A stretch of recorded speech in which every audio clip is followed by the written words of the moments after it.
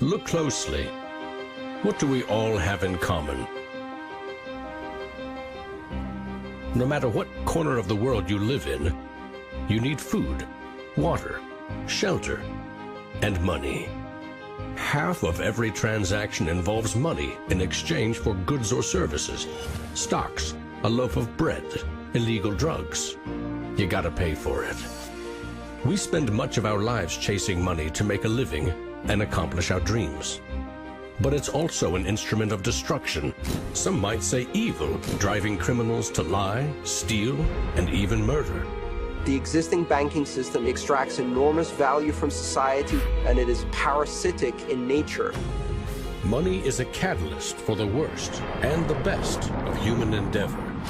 Before civilization, we created currency, fuel for wars, the path to power, champion and enemy of innovation. Money is so integral to our society and our global economy that its true nature remains a mystery to most. This is the story of money, perhaps the end of money as we know it. No matter how fat your bank account or how thin your wallet, to us it's all cold hard cash. There are some who want to kill it. Get rid of it. Burn your dollars, your euros, your yen, and transform every penny you have into ones and zeros, digital currency. Entrust it to the web and computers spread across the planet. Magic internet money. It's called cryptocurrency, Bitcoin. Invented in secret, it was a gift to the world. It's not just a currency, but it's actually programmable money. A potential curse on bankers. And there's nothing that the big banks or politicians can do to stop it. Breaking every government's grip on money supply.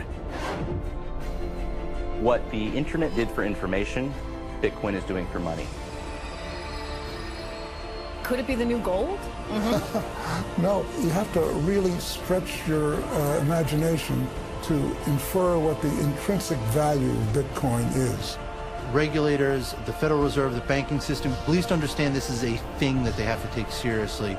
This is going to change the economic culture. Bitcoin could be a microeconomic miracle worker, and it could be a macroeconomic wrecking ball. Is Bitcoin the currency of the future? A godsend for criminals? Or a recipe for financial disaster? If you trust your money just as it is, we have a little story to share.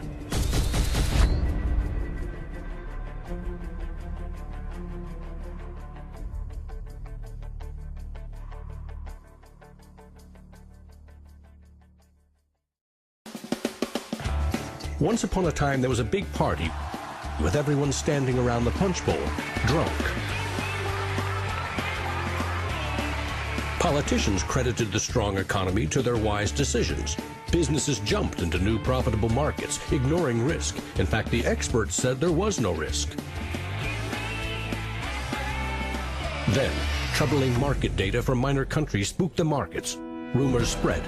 More bad news rattled housing prices at the heart of the financial world. A major bank went insolvent. Investors and businesses made a run on the other banks, demanding their cash deposits. The largest financial institutions in the center of the modern world were frozen. Assets were seized. Banks foreclosed. A credit crunch threatened the entire world economy. And then, finally, the government stepped in. The largest bank bailout ever. Swift action by the head of state had saved the day. Remember that? No, you don't. It happened 2,000 years ago. Rome, 33 AD. Ground zero for the first recorded liquidity crisis and government bailout in history. The largest empire the world had ever seen was brought to its knees by a banking disaster. Emperor Tiberius used money from the national treasury to bail out the country's troubled banks and companies. History may not repeat itself, but it certainly rhymes. Badly. People in power and their money have always been at the very center of it.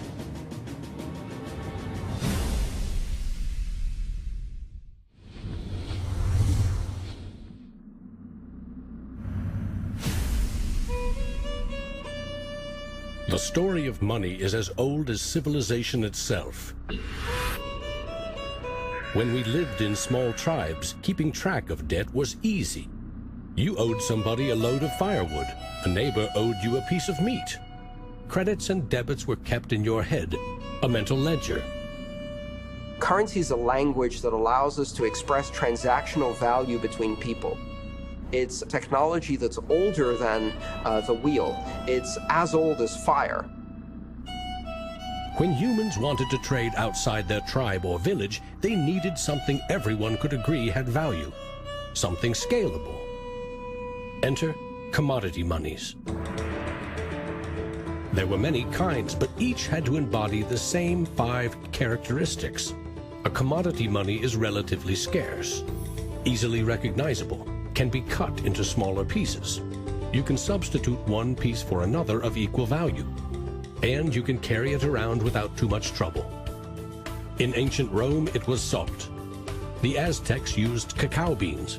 It was whale teeth on Fiji, yak dung in Tibet, shells in Africa and China.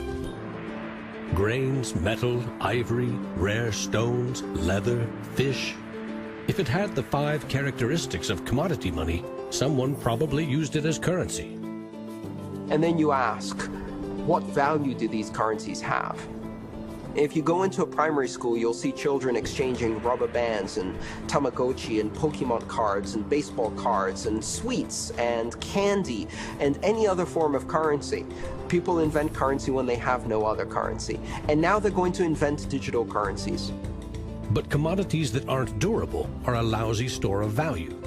A bad cacao crop or a huge new salt discovery can throw your currency and economy into turmoil. A more stable system was needed. About 2,500 years ago, the first metal coins were minted in China and in what is now Turkey. These coins shared the same 5 characteristics with commodity money, but were also very durable. In some cases, coins are the only thing left of entire civilizations. Money does not originate with governments. Money arises naturally as markets begin to develop, and as people with a division of labor realize that if I have eggs and you have a cow, we may need some medium of exchange in order for you to buy my eggs or for me to buy your cow. Coins were an objective and universal unit of account, and they allowed people to buy and sell goods over vast regions. The market economy was born. Coins worked, but only if people trusted that the king or emperor who issued them wasn't cheating on the metal content. Using coins also meant that an authority now controlled the supply of your currency. Money and political power were inextricably linked, centralized. Minting coins in a steady and predictable manner allowed economic growth and stability. The Wushu coin in China retained its value for 500 years. In Constantinople, the solidus lasted for 700 years. But in those times, the coins didn't have this sort of milled edge. They were flat, and what used to happen was, as coins were passing from people to people, people would cut little bits off. And in fact, some of the taxation that the kings would do would actually be take 1/8 of the coin off. Taxes built castles and financed military campaigns, expensive hobbies. Soon, royal mints were substituting cheaper metals for silver and gold. This is called debasement, and Europe's kings made a habit of it. The currency of France was debased every 20 months for 200 years.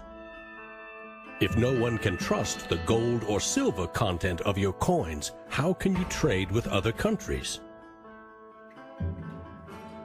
International merchants found a solution. They recognized that one person's debt has value. It can be traded or transferred. When those IOUs came from reputable sources, they could be used as a form of money, paper money. This money was not based on hard commodities or metal, but instead on someone's promise to pay. Merchant families like the Medici in 15th century Florence acted as clearinghouses for these IOUs. It worked like this. an English trader ordered a shipment of Italian cloth from the Medici for 100 gold coins. His promise to pay the Medici was put on paper. Meanwhile, the Medici owed 100 gold coins to another trading partner for delivery of wine from France. The parties didn't go to the expense of transporting and exchanging gold coins. Instead, the paper was transferred. Everyone agreed that the paper had value, 100 gold coins, but only because everyone trusted the Medici as solvent middlemen. They had created a paper money machine. Within a few generations, they rose from low crime to high finance. Their great wealth helped fuel the Italian Renaissance and elevated the family to levels of enormous political power. The power to marry into royal families and get elected as popes. The ties binding money to power, politics, and influence now ran through church and state. Merchants had proven that creating paper currency could be wildly profitable. Goldsmiths wanted in on the action. Imagine it like this: if the goldsmith had seen over a period of time that some of the coins he was storing for people were gathering dust, the people who owned them don't need them right now. So what if I go and lend them out into the community and I charge them interest on this loan? So he starts out lending some of these gold coins, and then later he realizes actually people don't even want the gold coins, they just want the piece of paper that says the gold coins are in the bank and with the goldsmith. So I can now make a loan with these pieces of paper, and whatever I write on a piece of paper, as long as people trust me, they'll trust the paper. And effectively the goldsmiths and the early day bankers, they had literally acquired the power to print money. More and more private paper money from merchants and banks circulated and began to rival the crown's coins. The power inherent in controlling and issuing money began slipping away from the rulers. They couldn't tax or debase this new kind of money, but they had bigger ambitions than ever with trading posts, colonies, and empires that now stretched across the globe. For centuries, European countries would take turns building massive fleets and waging war on each other to rule the world.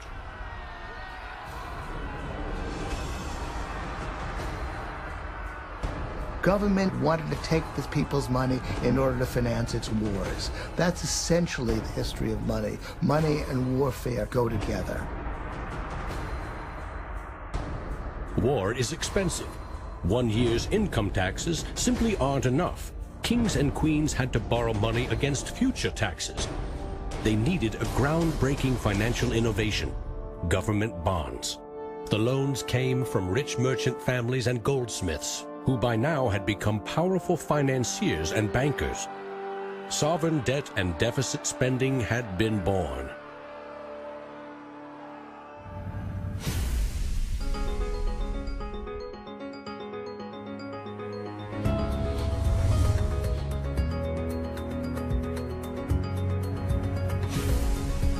In 1694, the Bank of England was established to fund a war against France. England's central bank was privately owned and granted the monopoly to issue banknotes, paper that could be redeemed for an equal amount of gold from the government coffers. The central bank soon also managed the entire debt of the crown. Money has been a tool of sovereignty for centuries. Being able to issue currency gave you the power, but it also gave the value to that monetary supply by backing it with a force of state, with essentially the debt of state. When the U.S. won independence from Britain, the first article of the new Constitution gave Congress the exclusive right to coin money. This currency's value was tied to gold in government vaults. From 1781 until the Panic of 1907, the financial system of the U.S. was an economic petri dish. Brief central banks, state banks, private currency, government currency, depressions, strong growth, recessions, regular boom and bust cycles. The long term, as far as capital is concerned, people want predictability. People want stability. From the back of that, they can plan. Now, it's very hard to plan in the long term with such a level of volatility. In 1913, bankers and politicians decided that it was in the country's best interest, and theirs, to have a permanent central bank. They created the Federal Reserve. Among its jobs, expand or contract the supply of a single national currency, the Federal Reserve note. The dollar was tied to gold, and strategic control of it would avoid booms that lead to busts. At least that was the plan. Then came 1929.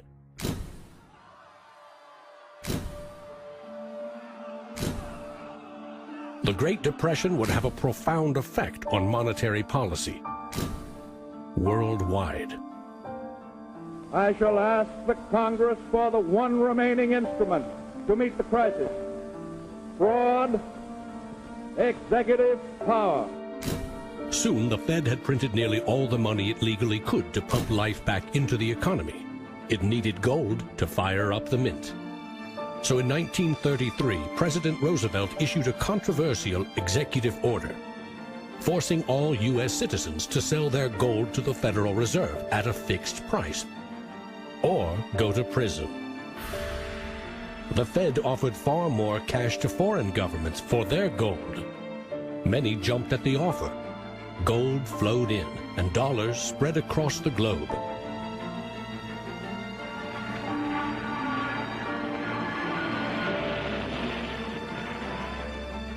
World War II devastated nearly every major economy, except the United States.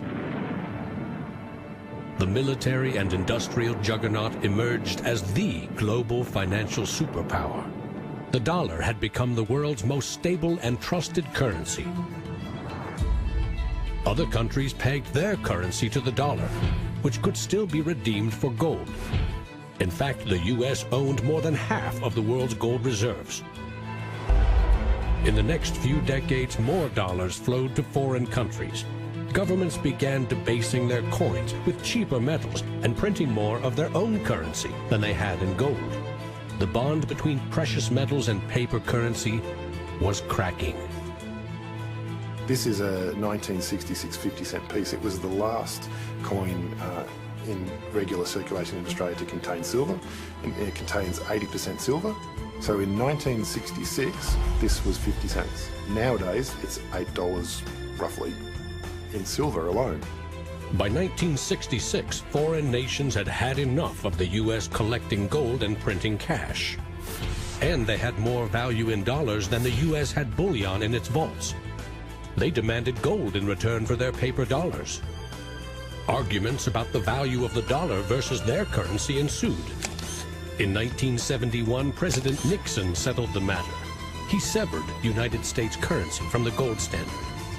I have directed Secretary Connally to suspend temporarily the convertibility of the dollar into gold or other reserve assets, except in amounts and conditions determined to be in the interest of monetary stability and in the best interest of the United States. Never again could anyone legally demand U.S. government gold in exchange for paper dollars. For better or worse, the dollar was now backed solely by the full faith and credit of the United States government.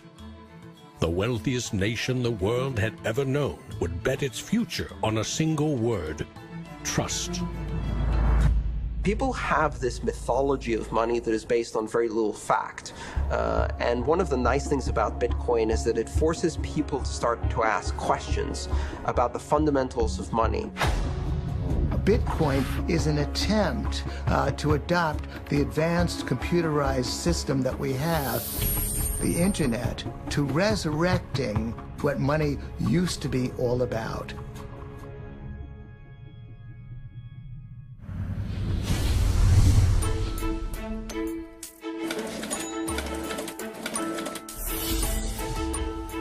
I think our dollar policies, our monetary policies, our fiscal policies have absolutely created a nation of debtors. Not just personal debt, not just corporate debt, but government debt. I mean, you have to look at those all together as one big thing. What is the wealth of the nation? Well, the wealth of the nation is a gigantic hole of money that we owe to the rest of the world that is never going to be paid back. Today, the United States pays more than $400 billion in interest to its creditors every year. When a government spends more money than it collects in taxes, it simply borrows more, or it creates more. At one time, every piece of paper money was backed by gold. Remember, for every $20 bill, there was $20 worth of gold in a government vault. Not anymore. Today, governments create currency by first creating bonds or treasury bills. These bonds are sold in the market, generating funds for the government that issued them. Large banks buy U.S. bonds to flip them, selling them to the Federal Reserve at a profit. This is the magic money machine. You see, the Fed is America's central bank, but it doesn't have any money. No cash on its balance sheets. When a bank buys a bond and takes it to the Federal Reserve, the Fed simply says, "Thank you, Mr. Banker. Here's the principal and some profit." New money isn't exchanged. It simply appears on the bank's accounts. Magic. For 100 years and counting, the precise mechanisms of these bond purchases have remained a secret. Here's where it gets really interesting. The Federal Reserve is not a government agency. It's a private entity, and its shareholders are banks which earn a dividend. As much as $80 billion per year total are paid out to some of the very same banks that sell the government debt to the Fed. Which banks? Don't even bother asking. That's also a secret. In other words, the magic money machine answers to no one. The Fed also sets the bar for how much interest you pay for a car, home, or business loan. The Federal Reserve has been given the impossible task of trying to run the credit and monetary system as though we are the Soviet Union. It's the central planner for the key aspect of capitalism, which is how money and credit is allocated.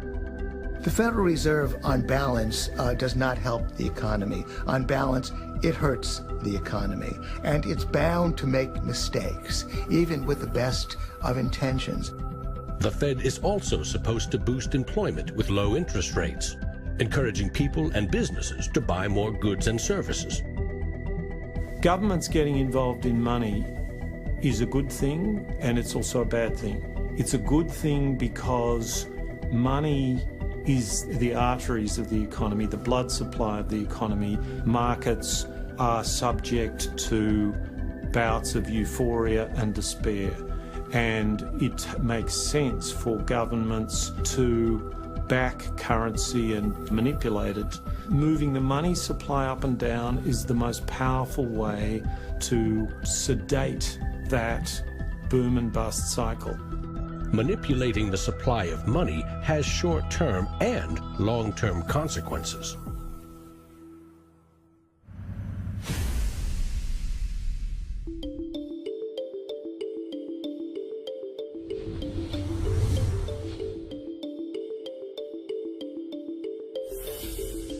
Central banks aim to create new money carefully, strategically, and very, very slowly. Releasing more money into the economy causes prices to rise, ideally by 2% every year. That's supposed to foster economic growth. But 2% inflation means the buying power of one cash dollar in your pocket today will be 98 cents next year, and less nearly every year to come. Since 1913, when the Federal Reserve took over the United States dollar, we've seen that the United States dollar has decreased in value 98%. Inflation is a far higher tax because on your income you pay it just once. If inflation is 2%, you're paying a 2% tax on your net worth every single year, your net worth held in currency. So, what does that mean? If you earned $1 in 1913, you could buy 16 loaves of bread.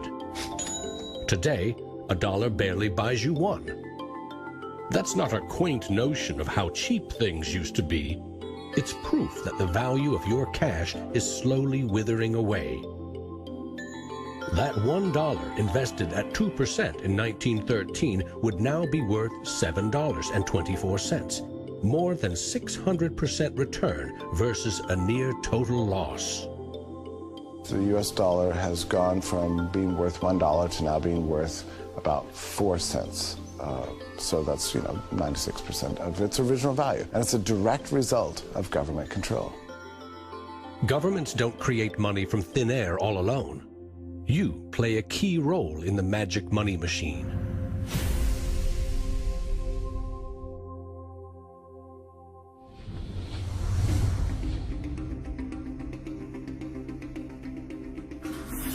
It's not really the central banks that are the problem. I mean, they're part of the problem, but the real problem is that we've given the power to create money to the same banks that caused the financial crisis. We put our paychecks and savings into a bank account and draw from it as we need it. The banks are custodians of our money. Right? Wrong. It is now the property of the bank on their balance sheets. They can do just about anything they want with it. For example, create new money. Here's how. Your bank account shows $100, but the bank only holds $3 and loans $97 to Bob to buy something. In the bank's computers, you still have $100 in your account, but Bob now has $97 of new virtual money in his account. Just digits on a computer screen. There's no cash, no gold, or anything else backing up the new numbers in Bob's account. Just his promise to pay it back. This is new money created as debt. When those $97 are spent, say in a shop, the shop owner deposits into another bank, and it is lent out again, and again, and again. And each of these people have numbers in their accounts showing that they own this money. So your original $100 has multiplied. Now there are over $3,300 in the system. This process of loaning out far more money than a bank actually has as cash on hand is called fractional reserve banking. In the UK, 97% of the money that exists is just numbers in a computer system, and those numbers are created by the banks. Banks earn untold billions in interest every year by creating and lending virtual money. What's more, banks don't even need your deposit to create new money. If they consider someone credit-worthy for a loan, they can put new magic money into his or her account and start charging interest. So reporters talk about Bitcoin as though it's the first digital currency. But actually we use digital currency every time you make a transaction through internet banking or through your bank card. Actually, it's not even just digital currency, it's digital currency that is created by the banks, essentially out of nothing. In other words, all new money is debt. This is the part of money creation that isn't taught in economics class. Money in paychecks, bank accounts, 401ks, that loan to Bob, credit card debt, your home loan, all began life as virtual money created by the banks. The entire system is based on trust. Trust in the bank's solvency. Trust in the debtor's ability to repay their debt. If all bank customers demanded just 3% of their deposits right now in cash, this run on the banks would reveal the truth. Almost none of that paper currency you think is in your bank account exists. It never did. Remember the drunken party? Our financial crisis had everything to do with virtual dollars. Too many people with very little income borrowed a lot of money they could never repay. But the banks didn't care. They didn't have to. They quickly made and sold shaky loans to someone else for a profit. And I got them all approved. Hey! Apply now. Selling bad loans was a good business until the whole thing blew up in the global financial crisis.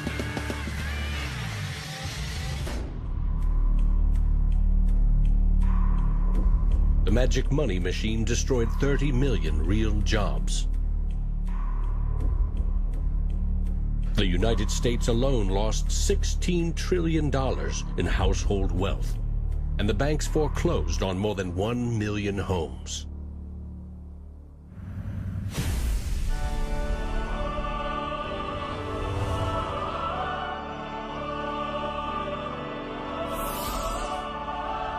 Selling subprime loans and betting they will fail may not be sacred, but it is lucrative. As much as 1/4 of our best and brightest are being lured by the siren call of the money machine. Instead of science, engineering, or medicine, they chose a career betting with other people's money. To get rich quick, very rich. And sometimes they take shortcuts. Getting by on a nickel and a dime. Money has a funny way of bringing us down. They say it makes the world go round and around. My ancestors in Greece talked about the corrupting influence of power. And nothing has changed in these 3,000 years. When you give control over massive amounts of money to a few individuals, they will take advantage of that control. Banks today are factoring in fines and money laundering and all the rules that they break into their cost of doing business. JP Morgan is today coming out and saying that Bitcoin is not a legitimate way of doing business. Banks today are tied into a system that is completely rigged to basically harvest money from the entire global economy and pump it into the hands of very few. Don't get consumed by greed.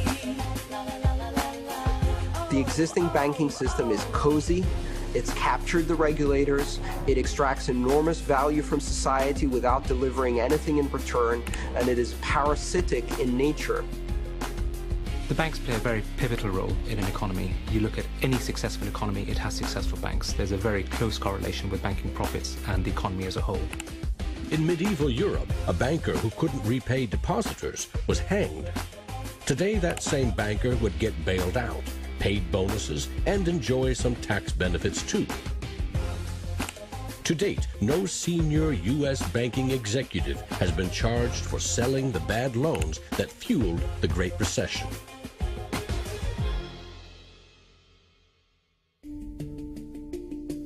In December 2014, just 6 years after the last banking crisis brought the world to its knees, a congressman snuck a last-minute provision written by Citigroup into a crucial funding bill. The provision allows the largest U.S. banks to once again make risky derivatives bets with bank deposits. But no need to worry. If the banks implode again, lost deposits must be paid back by U.S. taxpayers.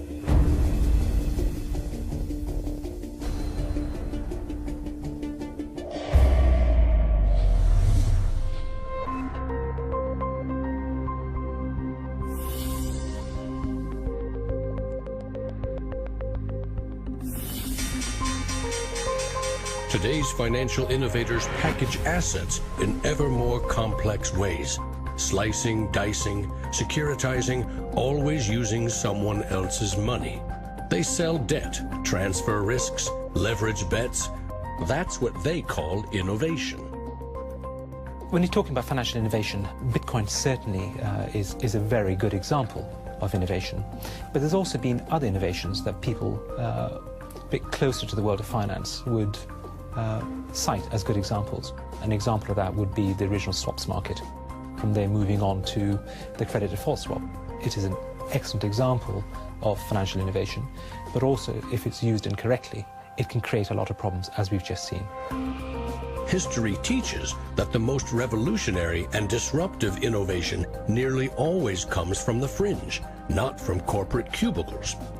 True innovators see the world differently. They see the big picture, creating new products and entire systems that lead to new industries. Steve Jobs called them the square cogs in round holes. It's unsurprising that new innovations always come from a niche group of early adopters, because it is inherently very hard for many people to realize the benefits of new technologies. In 2011, most Bitcoin community people were either people from the technology space, the geeks and hackers, or people from the traditional financial industry. There are even some bankers and hedge fund traders using Bitcoinica at that time as well, which was really surprising to me. A radical new idea is often met with skepticism, ridicule, even hostility from those who stand to lose the most from its success. Case in point, the automobile. In the late 19th century, Carl Benz and others built the first cars, contraptions that could threaten the stagecoach and railroad industries. These self-propelled vehicles, or road trains, would certainly scare horses, injure people, and damage roads. Cars, the railroad barons said, were just too dangerous. And to protect us, they used their power to pass a law in 1865. It required every automobile in England to observe a 4-mile-per-hour speed limit and to be operated by a crew of 3, a driver, an engineer, and a flagman. This heroic flagman walked in front of the car to warn fellow citizens of the coming danger. The railroad tycoons, the lawmakers, the self-appointed gatekeepers used regulation to stifle innovation. But they didn't invent the flagman. He's been around for a long time.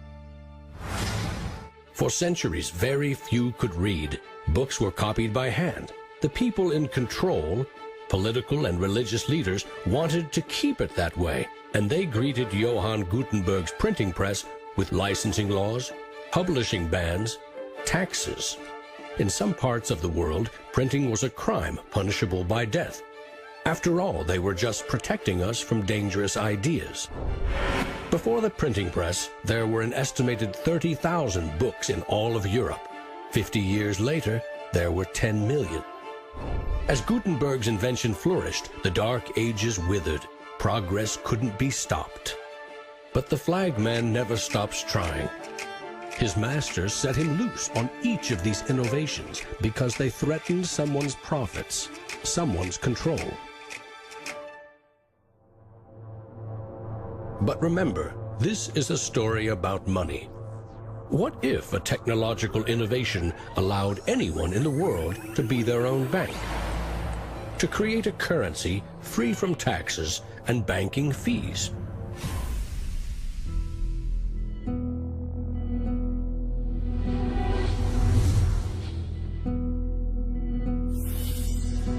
The U.S. Constitution forbids citizens from printing or minting their own currency, competing with or undercutting reliance on the U.S. dollar.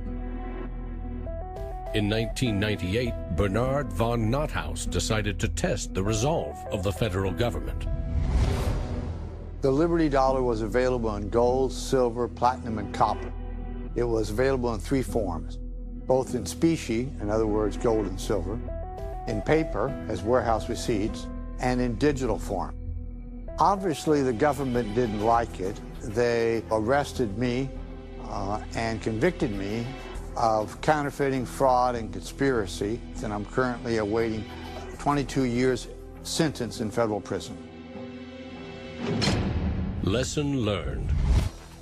At a hackers convention in the Netherlands, there was a young hacker there who used the alias of Satoshi Nakamoto.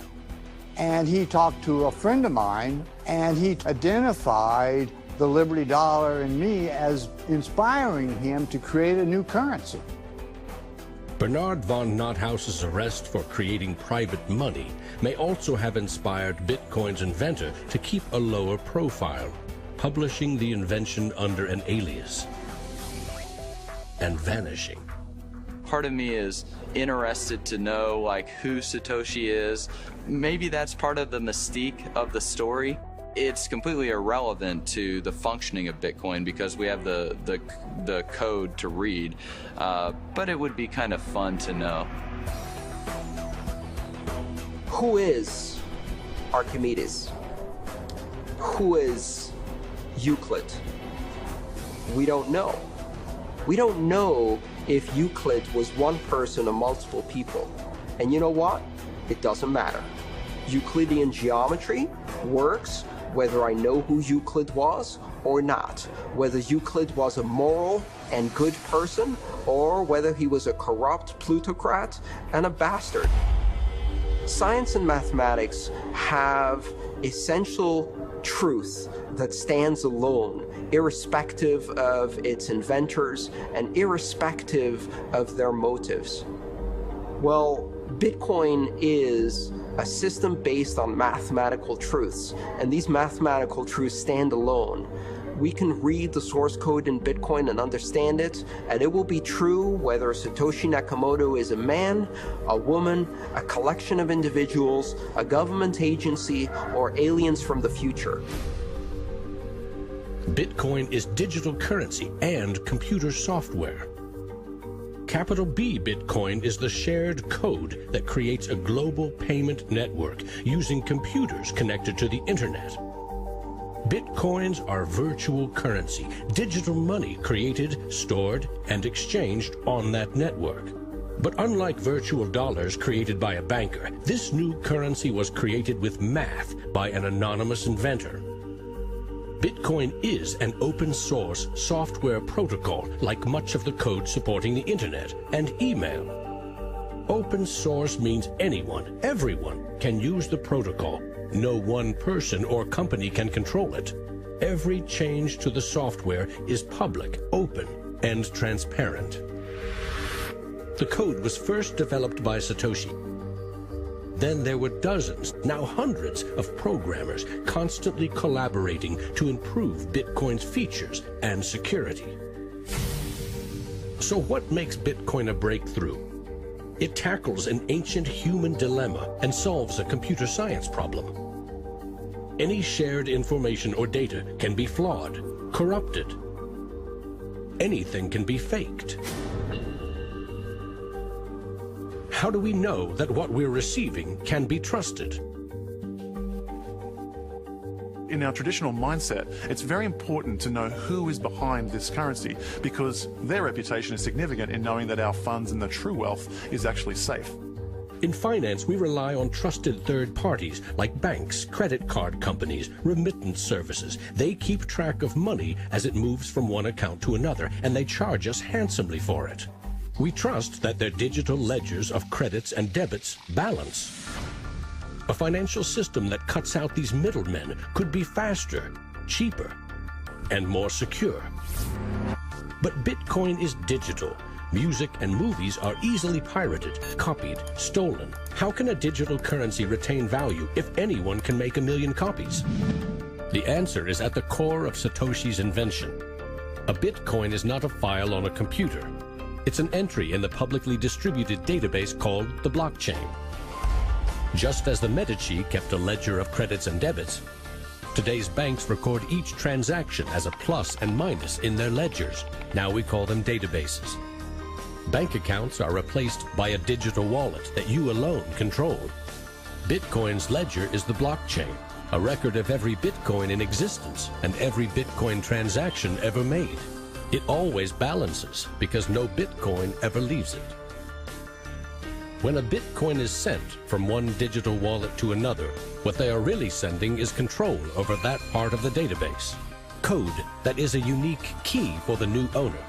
As the network processes transactions, it constantly synchronizes the one ledger across the global network.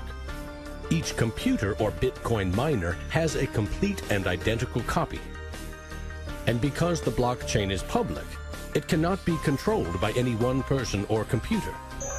Owners of the Bitcoin mining computers are rewarded with new Bitcoins for processing transactions and keeping the network secure.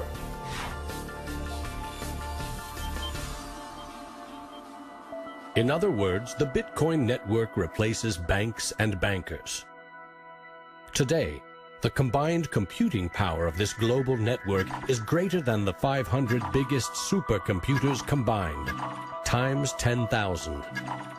And because every transaction is verified and recorded by the network, a Bitcoin cannot be forged. Digital currency cannot be debased with cheap metals or printed by the billion at will. Too much currency can unleash a monster, skyrocketing prices, trillion-dollar bills that can't buy a loaf of bread. There's a big movement in the U.S. demanding that the Fed be audited so we can find out what they're doing. Nobody really knows how many dollars are in existence, for example. Ben Bernanke created several trillions of dollars over the last several years, but nobody really knows where they landed.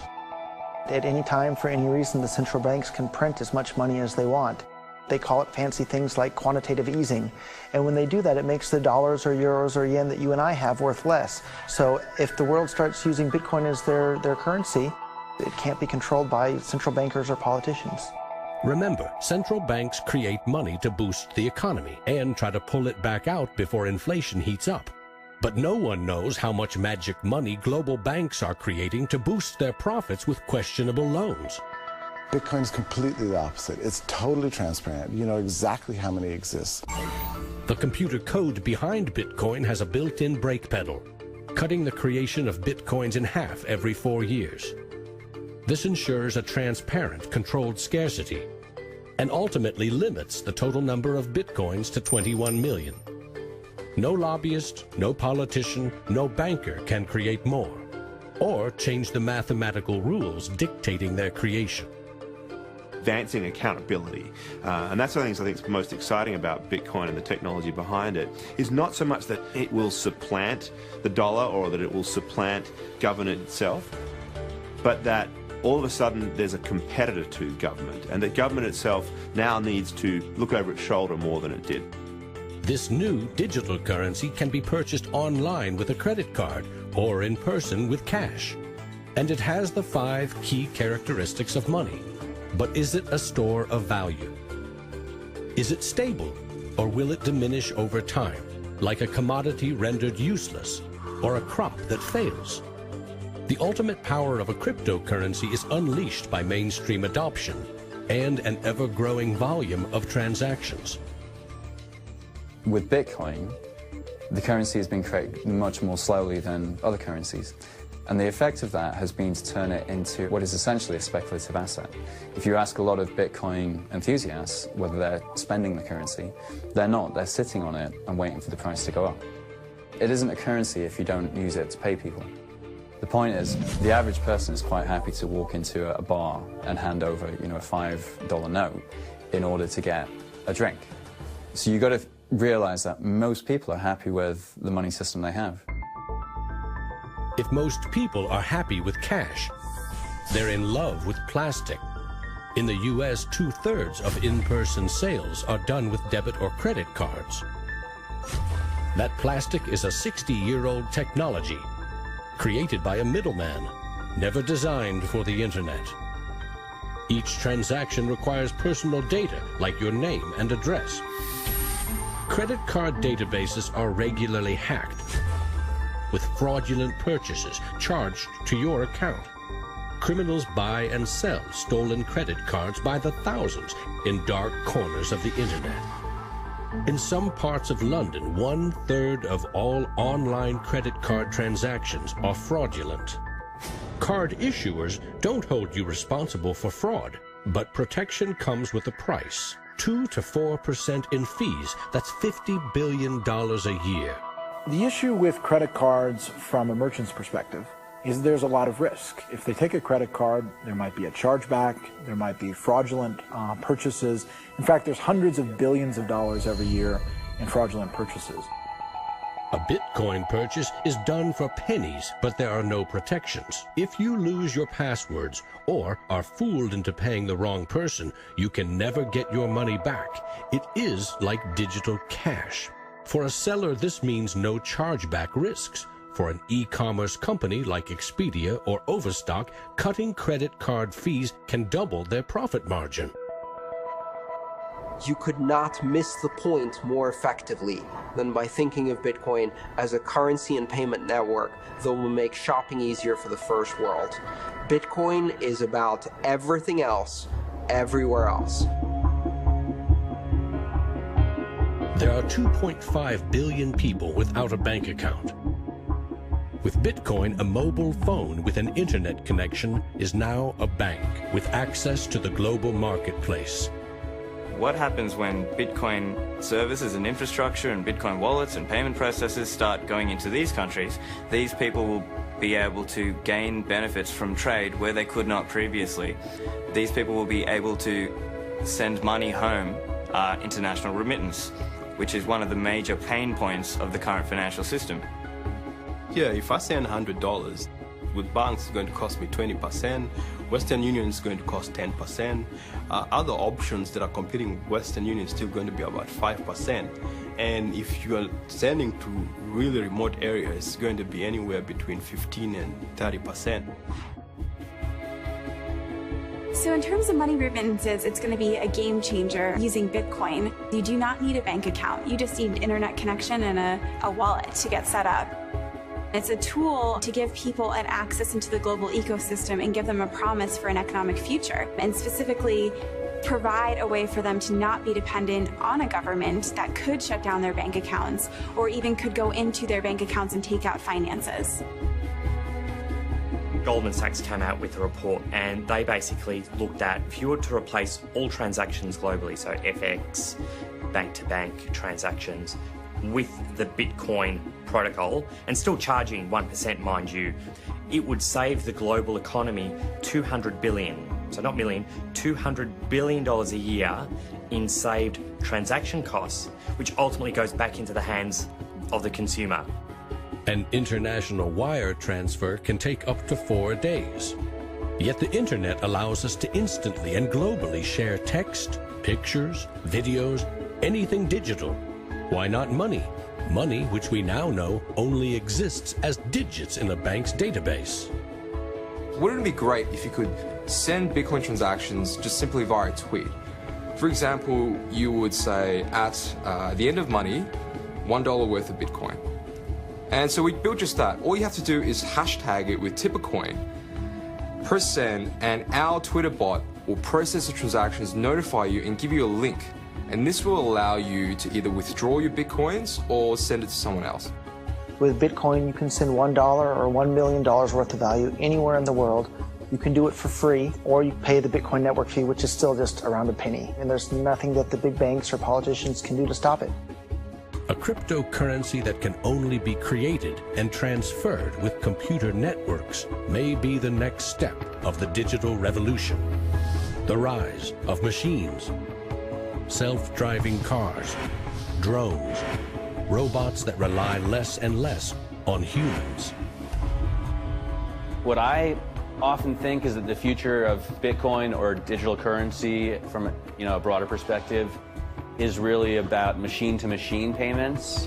So by the time you have an unmanned taxi driving you around New York and then going to power up at an unmanned power station or going to get repairs at an unmanned auto shop, you'll see the machine-to-machine payments done with some sort of digital currency.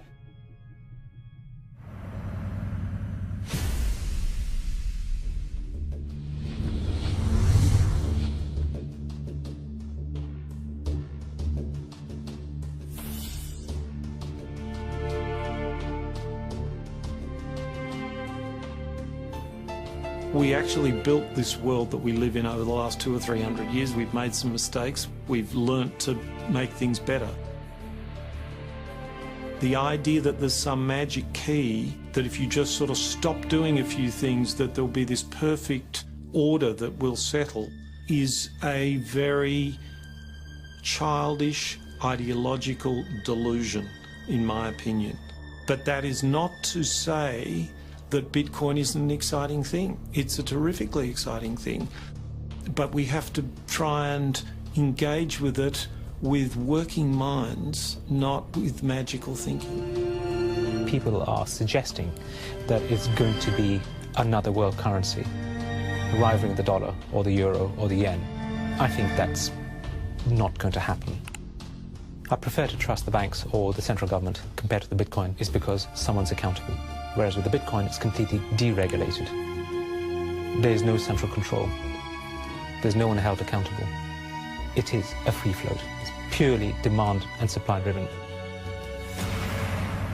Mr. Williams? So clearly this is not a currency. Currencies don't behave like this. But what this is a high-risk speculative commodity. So for the entrepreneurs, the bankers, the governments, and everyone else studying and watching Bitcoin, all I have to say is that there will probably be a lot of volatility and an upward trajectory, and to buckle up.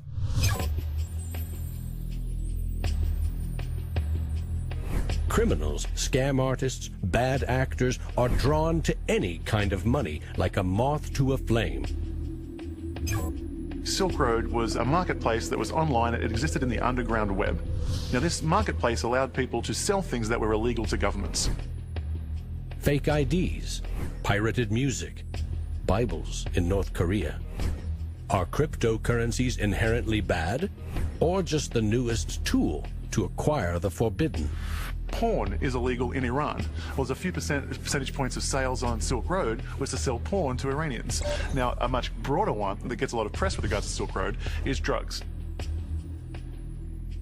I've been doing research over the past couple of years into the online drug marketplaces in the darknet using Tor and Bitcoin as technologies to enable illicit drug transactions.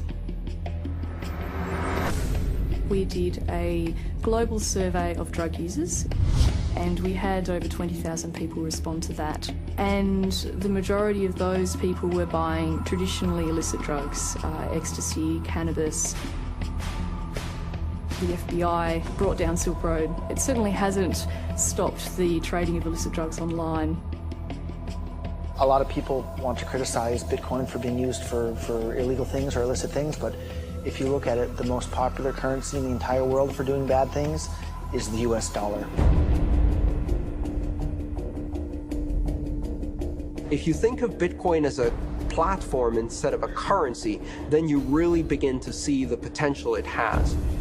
The ledger, which cannot be forged, it cannot be changed, and is universally accepted, is genius. There will be Bitcoin technology forever, and it'll have applications for years to come. Creating a secure global payment system may just be the beginning.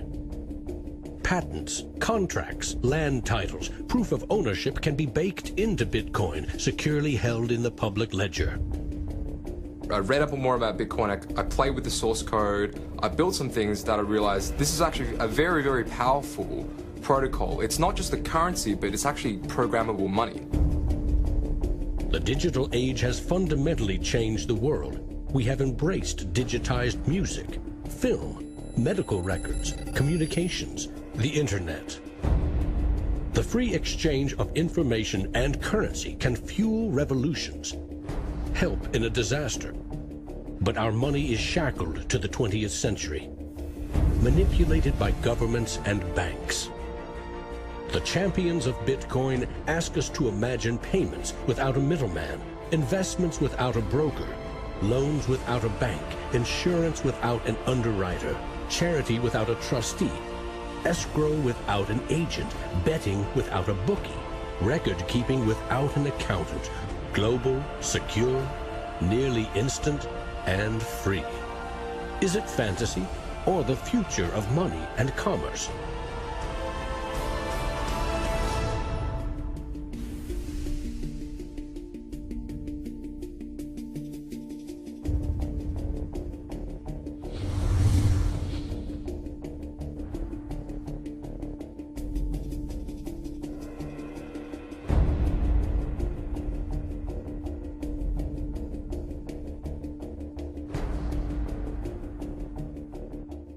I love Bitcoins. I'm really into Bitcoin. Well, Satoshi Nakamoto, that's a name I love to say. And we don't know much about him, but he came to save the day. If you don't know what a Bitcoin is, right, usually the way people describe it is digital cash. It's money for the internet. Oh, Bitcoin, as you're going into the old blockchain. Oh, Bitcoin, I know you're going to rain, gonna rain. People are like, oh, I love my bank. I'm like, really? You ask a banker, you know what's 2 + 2? He's like, well, I can tell you, but there's a fee. Down the road it will be told about the death of old Mt. Gox, about traders trading altar coins and miners mining blocks. Now, Bitcoin is a new technology. I like to say it's banking light. All of the convenience, none of the evil. Oh, Bitcoin, as you're going into the old blockchain. Oh, Bitcoin, I know you're going to rain, till everybody knows, everybody knows. You know, when I go online and I buy, like, I don't know, a pair of socks, if I pay with a credit card, I'm just buying socks, right? If I buy those socks with Bitcoin, it's a revolution.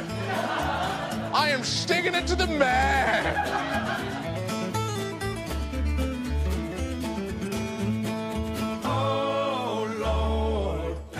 Me some more. There's always people who are not ready to get into the new technology. You know, like when the internet came out, there was people going, nah, I don't think this is going to be popular. And then email came out and people were like, nah, this isn't going to catch on. And now Bitcoin comes out and people are like, I don't think, I'm like, aren't you sick of being wrong? Get on this train, you know?